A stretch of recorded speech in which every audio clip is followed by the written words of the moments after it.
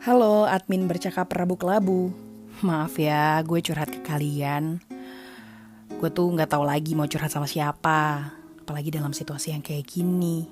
Tapi tolong ya, identitas gue dijaga dan nama gue juga jangan disebut. Oke, jadi ceritanya gini. Gue udah beberapa tahun nikah dan sampai sekarang gue belum dikaruniai anak. Tapi nggak tahu kenapa suami gue ini kayak berubah nih sikapnya. Ditambah lagi ternyata mertua gue, bokap nyokapnya dia, itu kayak gak suka sama gue. Karena gue belum punya anak. Terus juga dibumbu-bumbuin deh sama keluarganya yang lain. Dan mereka nyalain gue karena belum juga punya anak. Padahal kita udah ke dokter. Dan dokter bilang suami gue yang punya astenospermia. Ya bisa dibilang bahasa gampangnya sperma lambat. Gue memutuskan untuk merahasiakan cerita penyakit suami gue ini ke semua orang. Ya masa iya gue nyebar aib dia. Tapi yang gak terduganya lagi nih, mertua gue malah nyuruh suami gue buat selingkuh. Mereka ngedukung, katanya biar cepat punya cucu. Dan yang lebih gak terduganya lagi, suami gue ngeiyain. Dan jahatnya lagi, mereka sampai main dukun biar gue gak tahan sama suami gue dan gue gugat cerai. Dan tahu gak sih, setelah mereka ke dukun itu, mertua gue jadi suka sakit-sakitan. Tapi malah nyalain gue. Mereka nuduh gue yang nyantet mereka. Padahal mah, emang mereka punya penyakit darah tinggi, asam urat, dan jantung. Ya, gue udah mulai capek, tapi selalu gue kuat-kuatin diri gue.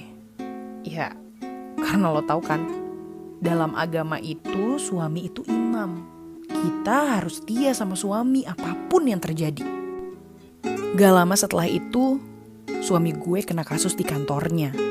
Dia harus bayar ganti rugi sekitar 50 juta.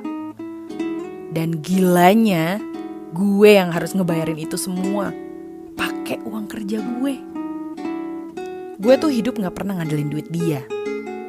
Setelah kita nikah, hampir semua fasilitas yang gue beli, ya pakai uang yang gue hasilin sendiri. Bahkan kadang-kadang orang tua gue yang suka ngebantuin gue. Nambahin uang buat gue beli barang. Parahnya, itu diaku-akuin sama suami gue. Tapi gue masih bertahan. Masih bertahan lagi. Dan karena ini cerita tentang perselingkuhan, jangan sedih dulu. Masih ada cerita lagi tentang gue yang pernah ngegepin dia selingkuh. Jadi awalnya gue tanya dia di mana. Dia bilang dia di kantor, tapi dia lupa kalau lokasi handphone dia bisa gue lacak. Ketemulah di sebuah hotel di daerah Kemang. Gue samperin, gue tanya resepsionisnya dengan cara maksa-maksa, dan gue ketok kamarnya. Gue gepin dia lagi ngamar sama selingkuhannya. Gue udah mulai patah hati banget. Tapi you know kan, perempuan rasa keponya tuh tinggi. Gue cari tahu apa sih sebenarnya yang terjadi.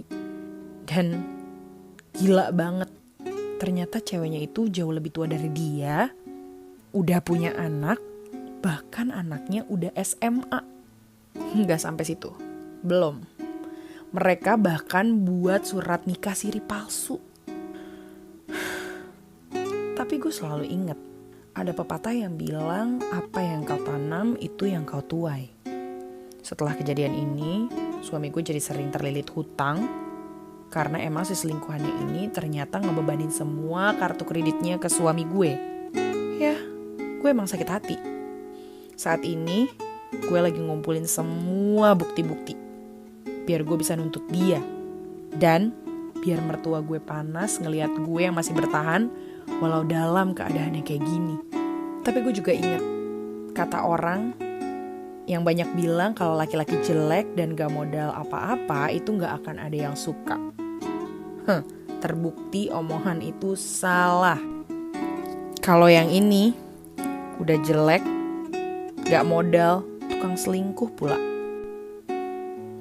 Ya, tapi itu bener adanya.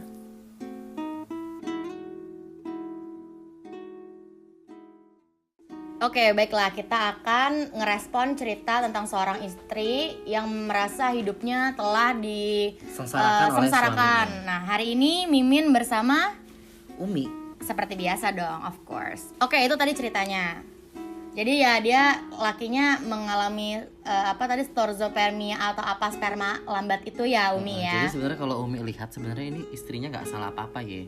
Cuman Umi juga bingung, istrinya kok bisa-bisanya mau menderita hidup sama laki macam begini, sama mertua macam begitu. Untuk membuktikan sesuatu yang padahal nggak harus dibuktiin. Betul banget. Jadi kalau menurut Umi, ya tinggal aja cari kebahagiaanmu sendiri sayang. Dendam itu seperti pedang bermata dua. Betul.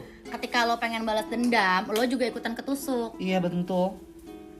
Jadi menurut Umi ya capek-capek lu ngerugiin diri lo sendiri, mau balas dendam sama mertua lu, sama laki lu yang kagak guna, mending lu tinggal udah, lu cari kebahagiaan lu sendiri. Iya udah gitu harus bayarin kartu kredit lagi. Iya bener, masa lu bayarin kartu kredit selingkuhannya? Udah ke-gap lagi di hotel di bilangan daerah Jakarta Selatan yang Hotel Mursida Bambang paling mahal di Jakarta Selatan deket Kemang. Apa sih Grand Kemang masih murah? Aduh Beb, kenapa jadi nanti disensor ya. Dan lalu juga udah pernah ke gap, udah gitu mertuanya guna-guna cuy. Tuh ditambah mertua lu percaya sama hal-hal klinik, masa masih mau lu berkawan sama saya Tony Rojim? Gak berkawan sih, bermertuaan, berbesan. Berbesan sama saya Tony Rojim. Dan ini sang laki lu aja istri, kelakuannya ngalah-ngalahin iblis. Dan si istri juga sebenarnya punya pekerjaan tetap. Kenapa harus bertahan sama suami seperti itu kalau dianya sendiri bisa cari kerja? Iya betul. Ya kan? Jadi menurut kita 1, 2, 3 tinggalin. Cerai ya. Dan tapi harus kumpulin bukti-bukti dulu biar ketika cerai bisa dapat hartanya. Ya kan nggak salah kan? Biar puas juga tunjukin ke seluruh warga kalau lu nggak bersalah. Banyak-banyak konsul sama lawyer, tanya gimana caranya biar lo nggak harus ngebagi harta lo ini sama suami lo yang toksik itu. Bener nggak Mi? Bener. Tapi biasanya kalau perempuan emang jarang bagi harta sih, Wak. Kalau menikah bukan harus bagi harta. Kan lakinya doang setahu Umi.